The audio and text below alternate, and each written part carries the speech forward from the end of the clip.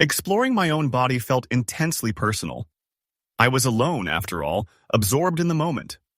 But then I glanced up and saw my uncle standing there, observing. He had witnessed everything. The horror of that realization, however, paled in comparison to what unfolded afterward. It all started that summer when I chose to stay with my Uncle William. We filled our days biking along deserted streets, raiding the refrigerator for snacks, and watching the sky transform into a flawless purple twilight. It felt innocent, just another carefree summer, until that evening on the porch. William wasn't my uncle by blood, simply a close family friend I was exceptionally close to. A bit older than my other companions, he possessed a quiet charisma that made him seem larger than life.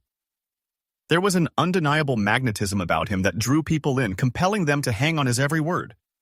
And I, perhaps more than anyone else, was pulled into his orbit, captivated by the charm he emanated like an invisible force. One evening, he discovered me relaxing on the back porch, experimenting with an object on myself. I'd picked it up to occupy the time and explore my own body. He settled beside me, a thoughtful expression on his face as I concealed the object in my hand. "Are you hiding something?" he inquired, a hint of a smile playing on his lips. I shrugged, attempting to appear nonchalant. "No, there's just not much to do around here." He chuckled, a warm, inviting sound. "Well, maybe you're looking in the wrong places." He leaned closer, his voice lowering. "I've got something in mind, something that'll shake things up. But it's not for everyone. Only someone I can trust." A thrill coursed through me, excitement mingled with curiosity. "What do you mean?" I asked, striving for a casual tone despite my accelerating heartbeat. "I saw what you were doing." "I didn't know we had similar interests," my uncle stated. "Similar interests? That's what fascinates you too?" I asked, surprised. "Yeah, but we'll talk about it later. Let's go inside." And with that, we headed into the house. The following days felt surreal. Every afternoon, I'd anticipate a call from my uncle, a signal that it was time to return to the shed, but he kept me guessing. It was as if he relished how the mystery consumed me, how I craved the thrill of uncovering another secret. My mind constantly drifted back to that moment. When he finally invited me to join him again, I experienced a surge of excitement combined with a different feeling, something that made my stomach churn with both anticipation and apprehension. I convinced myself it was mere curiosity, but deep down, I sensed there was more to it. I lacked the words to articulate it, but the atmosphere felt charged with an unnamed energy, a feeling both thrilling and unsettling. When we descended to the porch, everything appeared serene and perfect. The air was still and tranquil. My uncle awaited my arrival. As I approached, I observed him standing there, calm and eager. It was the moment we shared our first kiss, and he spoke about the tools he possessed. This topic had always intrigued me, and it was the first time I'd found someone with whom I could share this fascination. The subsequent days were filled with a palpable tension and excitement, an unspoken understanding that something was transforming between us. We spent hours in the shed discussing his past and the aspirations he held in his youth. Each conversation seemed to unveil another layer of him, revealing aspects I'd never known. There was one particular evening that stands out, a night when the air felt different, charged with an energy neither of us acknowledged yet both of us felt. We sat on the shed floor, encircled by blueprints and tools, our shoulders barely brushing. He recounted a road trip from years past, a journey that had transformed him in ways he still struggled to articulate. "I think that's when I realized that life doesn't wait for anyone," he said, his voice soft, almost reflective. "You either take risks, or you end up standing still, watching as everything passes you by." His words resonated deeply, striking a chord I hadn't anticipated. I felt a pang of something indefinable, a yearning to perceive the world as he did, to see things with his depth and intensity. It was as though he was opening a door, inviting me into a reality both exhilarating and daunting. "What kind of risks did you take?" I inquired, my voice barely a murmur. He looked at me, a hint of a knowing smile playing on his lips, the kind most people wouldn't grasp. "The kind that leave a mark," he replied, his gaze unwavering. "A memory that stays with you no matter how much time passes." We sat in silence, the weight of his words hanging in the air. My heart raced, a blend of excitement and nerves leaving me breathless. I felt poised on the precipice of something immense, something extending beyond the confines of that small shed, reaching into a world I'd only glimpsed in stories and dreams. The connection between us felt stronger now, an unspoken bond neither of us acknowledged yet both of us felt. It was a silent agreement, a shared understanding that we were on the cusp of something transformative. I didn't know what the future held, but I was certain of one thing. I was ready to follow him, wherever this path led, regardless of the risks. As the days progressed, however, I sensed a growing tension, a feeling that we were nearing a breaking point of a tsient. It was like a storm brewing on the horizon, a force neither of us could ignore. Each moment felt charged with a silent intensity, a current drawing us closer even as it threatened to tear us apart. One evening he seemed distant, preoccupied. I observed him, wondering about his thoughts, feeling a pang of worry mingled with something else, something dangerously close to longing. He glanced at me, his eyes holding a trace of sadness, and for an instant I thought he would break the silence that had grown between us. But he simply shook his head, as if reconsidering, and rose, gesturing for me to follow. We walked back to the house in silence, the cool night air against my skin. I felt a strange sense of anticipation, as though we were on a cliff's edge, waiting for something to pull us over. Then, just as we reached the back porch, he paused, turning to face me. His expression was serious, his eyes searching mine. "Remember what I said about risks?" he asked, his voice barely above a whisper. I nodded, my heart pounding, unable to speak. He held my gaze for a long moment, his eyes intense, and a shiver ran through me, a thrill mixed with fear and excitement. "Sometimes the biggest risk is letting yourself feel something you don't understand," he said softly, his words lingering in the air like a challenge. With that, he turned and entered the house, leaving me standing there, breathless and uncertain. The tension was electric, a current leaving me reeling, and I knew that whatever came next, it was only the beginning. Every interaction felt charged, our words laced with double meanings, our silences stretching longer, almost unbearable. I found myself replaying his words, attempting to decipher their hidden meaning, wondering if he felt the same pull, the same inexplicable connection that had taken root within me.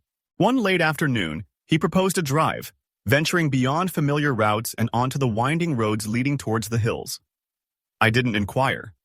I simply entered the car, a mixture of excitement and apprehension churning within me.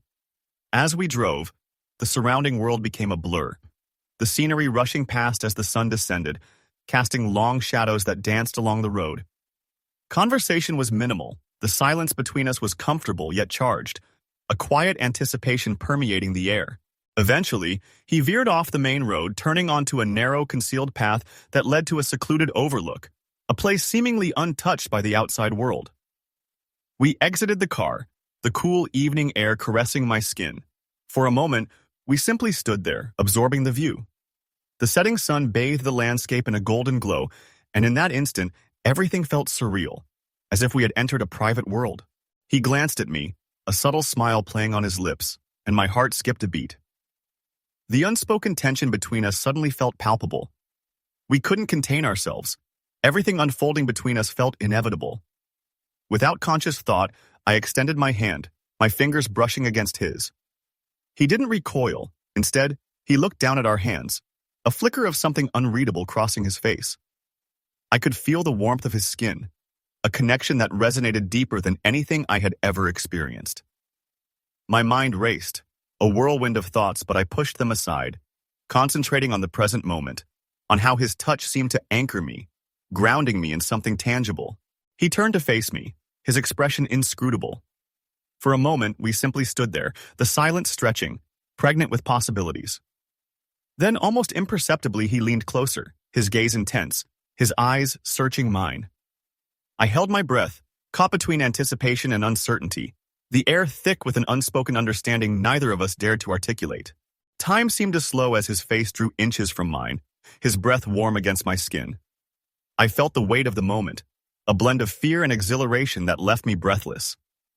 Then, wordlessly, he closed the distance, his lips brushing against mine in a kiss that was tentative, gentle, as if testing the waters, exploring the boundaries of this new, uncharted territory. The kiss was brief, a fleeting moment that felt both too short and impossibly long, a spark that left me reeling. He pulled back, his expression a mixture of emotions I couldn't decipher. For a moment, we simply looked at each other, the weight of what had just transpired settling over us. I shouldn't have, he began, his voice barely a whisper, but I shook my head, interrupting him. It's okay, I replied, my voice steady despite my racing heart. I wanted it too. He seemed to relax, a small smile tugging at the corners of his mouth.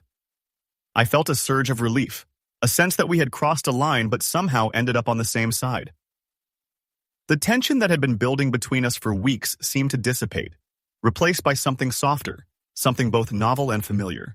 We sat there in the fading light, the silence between us now comfortable, our breaths synchronized as we absorbed the moment. It felt surreal, as though we had slipped into a different world, a place where time ceased to exist, where nothing else mattered except this quiet connection that pulsed between us. As the sun dipped below the horizon, casting a warm glow over the landscape, he reached for my hand, his touch gentle yet firm, a silent promise that whatever this was, it was real. And in that moment, I knew that this was something I desired, something I was willing to explore, no matter where it led. But the tranquility was fleeting. As we drove back, reality began to intrude. The weight of what had transpired settling upon me, filling me with a mixture of exhilaration and doubt. I couldn't shake the feeling that this was something significant, something we couldn't disregard. Yet, I also knew it wouldn't be easy. Over the next few days, we attempted to maintain a sense of normalcy, but the tension between us was palpable. Every glance, every touch felt charged, a reminder of the kiss we had shared, the unspoken promise that lingered between us. I could see it in his eyes, the way he looked at me, a blend of longing and hesitation that mirrored my own. One evening, as we sat in the shed working on one of his projects, he turned to me, his expression serious. "Are you okay with this?" he asked, his voice barely audible, his eyes searching mine. I nodded, though my heart pounded with a mixture of excitement and anxiety. "I am," I replied, my voice steady despite the turmoil of emotions within me. I didn't expect it to feel this way." He smiled, a soft, almost melancholic smile that seemed to convey 1,000 unspoken words. "Neither did I," he admitted, his voice tinged with a vulnerability that felt both comforting and unsettling. "But sometimes things just happen." We sat in silence, the weight of his words hanging in the air, a silent acknowledgement that this was something unplanned yet undeniable. It felt as though we were standing on a precipice, waiting to see if we would fall or soar, caught between fear and exhilaration, the unknown stretching before us. And yet, despite the uncertainty, I felt a strange sense of peace, a quiet understanding that this was something I wanted to explore, something that felt right, even if I couldn't articulate why. We had crossed a line, but instead of feeling lost, I felt like I had discovered something genuine, something worth the risk. The following days were a blur of stolen moments and whispered conversations, a quiet exploration of this newfound connection that had blossomed between us. We were cautious, always on edge, but the thrill of it all made it feel even more special, like we were sharing a secret world no one else could access. One afternoon, as we sat by the lake watching the sunlight shimmer on the water, he reached for my hand, his touch gentle yet assured. I looked at him, a question in my eyes, and he simply smiled, a soft, reassuring smile that made everything feel right, like this was something we could hold on to, something that could withstand the weight of the world around us. In that moment, I felt a sense of clarity, a quiet certainty that this was something I wanted, something worth fighting for. The fear and uncertainty dissipated, replaced by a quiet confidence, a sense that we were in this together, no matter the consequences. As I looked at him, I knew we were on the verge of something incredible, a journey that would lead us to uncharted territories, a story that was just beginning to unfold. The subsequent days felt like walking a tightrope, balanced between excitement and the looming reality of what lay ahead. We spent every free moment together, each day revealing new layers, small pieces of ourselves we had only just begun to explore. There was something thrilling about it all, this shared secret, this quiet connection that seemed to deepen with every glance, every touch, every whispered word. Yet, with each passing day, the question of our direction lingered like a shadow, a weight pressing on the edges of our time together. One evening, he suggested a walk, something we often did, but there was a different energy about him. That night, the air felt electric, as if a storm were brewing. I sensed this walk would be different, that something awaited us at its conclusion. We left the house and followed the familiar path toward the lake, the only sound our footsteps on the gravel, our breaths steady yet heavy with anticipation. As we reached the water's edge, he stopped, turning to gaze at the lake, his expression unreadable. The silence stretched, and my heart pounded with a mixture of fear and hope, knowing something was about to shift. After a moment, he looked at me, his gaze intense, his eyes holding a depth that made my chest ache. "I don't want to lose this," he said quietly, his voice laced with a vulnerability I had never heard before. "But I know it can't last, not like this." The words hung in the air, raw and painful. I felt a pang of something I hadn't allowed myself to acknowledge, the fear of losing him, of this ending before it had truly begun. I took a deep breath, trying to compose myself, searching for the right words, something to bridge the widening gap between us. "We don't have to know everything right now," I replied, my voice barely above a whisper. "We can take it one day at a time." He nodded, a small, sad smile tugging at the corners of his mouth. "But what happens when the days run out? When we have to face reality?" I looked away, feeling the weight of his words settle upon me, crushing the fragile hope I had clung to. It was a question I couldn't answer, a truth I wasn't ready to confront. But as I looked back at him, seeing the pain in his eyes, I realized that avoiding it wouldn't change anything. Sooner or later, we would have to confront the limitations of our situation. "I don't know," I admitted, my voice trembling with a mixture of fear and honesty. "But I'd rather have this, whatever it is, than regret not trying." He sighed, reaching out to take my hand, his touch warm and steady, grounding me in the present. We stood in silence, the weight of our unspoken feelings palpable, a shared understanding that while we might not have the answers, we had each other, if only for a little while.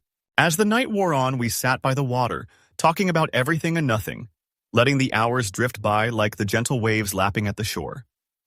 It was a quiet kind of peace, a calmness that felt both comforting and bittersweet, a reminder of the fleeting nature of our time together. As the sky began to lighten, a soft glow on the horizon signaling the approaching dawn, I felt a sense of clarity, a quiet acceptance that while our path might be uncertain, it was worth every risk, every fear. In the following days, we fell into a rhythm, an unspoken agreement to live in the present, to cherish each moment without questioning the future. We spent our afternoons in the shed, working on projects and sharing stories, losing ourselves in the simplicity of our time together. It was as if we had created our own little world, a place where nothing else mattered, where we could be ourselves, free from the weight of expectations and anxieties. But even as we clung to this shared world, I could feel the edges fraying, the reality of our lives intruding, a reminder that this couldn't last forever. There were moments when I'd catch him looking at me, a hint of sadness in his eyes, as if he too felt the inevitable pull of the outside world, the forces that would eventually draw us apart. One afternoon, as we sat in the shed, the quiet ticking of the clock marking the passage of time, he turned to me, his expression thoughtful. "Do you ever wonder what would happen if things were different?" he asked, his voice soft, almost hesitant. "Sometimes," I admitted, my voice barely a whisper, "but I try not to dwell on it. I'd rather focus on what we have here and now." He nodded, a small, wistful smile playing on his lips. "Me too," he replied, his gaze drifting towards the window as if searching for something just beyond reach. "But it's hard, isn't it? Knowing that no matter how much we want it, there are things we can't change." I reached out, placing my hand over his, feeling the warmth of his skin, the steady beat of his pulse beneath my fingers. It was a simple gesture, but it felt like a promise, a silent acknowledgement that while our time together might be finite, it was real, and that was enough. I felt a sense of peace, a quiet acceptance that while we couldn't control the future, we could choose how we spent the present. And in that moment, I knew I would always carry this time with me, a memory that would endure long after the days had faded, a reminder of a connection that transcended words, transcended time. The next morning, as we sat on the porch sipping coffee and watching the world awaken, I felt a sense of gratitude, a quiet joy in the simple moments we shared. It was a feeling I'd come to cherish, a reminder of the beauty in the everyday, the magic of being fully present with someone who understood me in ways I hadn't thought possible. But as the day progressed, I sensed a shift, a subtle change in the atmosphere, as if the world were holding its breath, waiting for something to break. I looked at him, seeing the same realization reflected in his eyes, a silent understanding that our time together was drawing to a close. As the days slipped by, the distance between us grew, a quiet space neither of us dared to cross, a reminder that while our connection was genuine, it was constrained by the limits of time. a fleeting bond that would eventually fade. But even as we drifted apart, I felt a sense of peace, a quiet certainty that while our story might be ending, it would live on in my heart, a memory that would remain, a reminder of a love that was both beautiful and bittersweet. And as I watched him walk away, a part of me felt a sense of loss, a quiet ache that lingered in the empty space he left behind. But even as the pain settled over me, I felt a sense of gratitude, a quiet joy in the knowledge that I'd had the chance to experience something real, something that had touched my life in ways I couldn't fully comprehend. In the end, our story became a collection of moments, each one small but woven together into a memory that would forever reside in my heart. There was no need for grand gestures or explanations. The connection we shared was enough. As I looked out at the horizon, watching the colors fade into dusk, I felt a quiet satisfaction, knowing that we had embraced something rare and real, even if only for a brief time. Though our paths had diverged, the warmth of that connection remained, a quiet presence that would always remind me of that summer.